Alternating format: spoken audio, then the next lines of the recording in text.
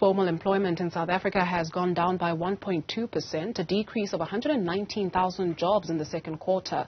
Statistics South Africa released the results of its survey this morning, and Ahmed Kajee is following that development. The quarterly employment statistics indicate a decrease in full-time employment and part-time employment, with further indications that there has been increases for those who have jobs in basic salaries as well as bonuses. But perhaps someone who can take us through those figures in a lot more detail is the Director of Quarterly Employment Statistics, Matlapane Masupia. Matlapane, thanks very much for your time today. We have seen these results coming out today. Can you maybe just take us through those in a bit more detail? Thank you so much. For June quarter 2022, the results are as follows. It's 9,948,000, which is a quarterly decrease of 119,000, but a yearly increase of 74,000. And if you zoom into part-time and full-time, but full-time we are referring to those who are employed 40 hours or more per week, and part-time are those working less than 40 hours per week. The results are as follows. Full-time people employed is 8,826,000, while part-time is 1,122,000. Look at the movement of part-time and full-time. Starting with full-time, it's a quarterly decrease of 16,000 and year decrease also of 80,000. Part-time, on the other hand, showed a quarterly decrease of 103,000, but yearly increase of 154,000. Looking at the industries making these results, causing the drop, the first one is community services. It dropped by 100,000. And when you zoom into that community services, you find your national department, provincial department, municipalities, universities, and technicals. This drop was caused by the end of the project of census. Specifically from, let's say there were 98 people who were working on the census project who were laid off.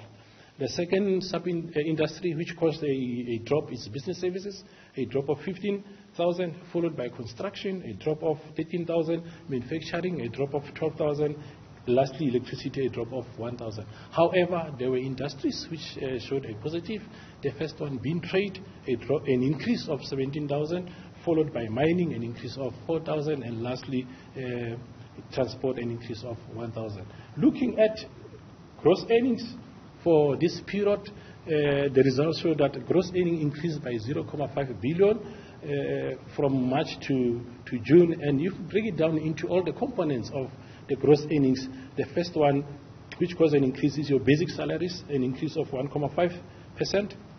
The second one is overtime, an increase of 2 billion. However, our bonuses dropped by 11.9 billion. Just speaking towards the stats that we are seeing, is this anything related to pre-COVID levels?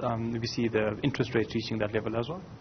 The good thing about the result, it is showing that indeed from COVID there is an improvement. I'll give you the result of the employment figures over time. In 2009, we were sitting at 8,179,000.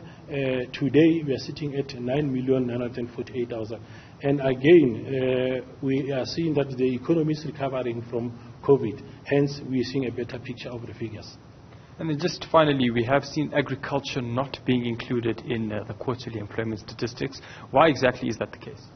Yeah, like other state agencies, because of the seasonality of agriculture, it is taken out because it's going to cause the noise and on the results.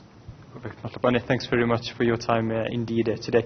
That's South Africa's Matlapane Masupia, just taking us through those quarterly employment statistics with that decrease in employment statistics, both from the full-time and part-time employment, but also that increase with regards to salaries and wages and perhaps basic income as well. For Newzroom Afrika on Channel 405, I'm Ahmed Kajee in Pretoria.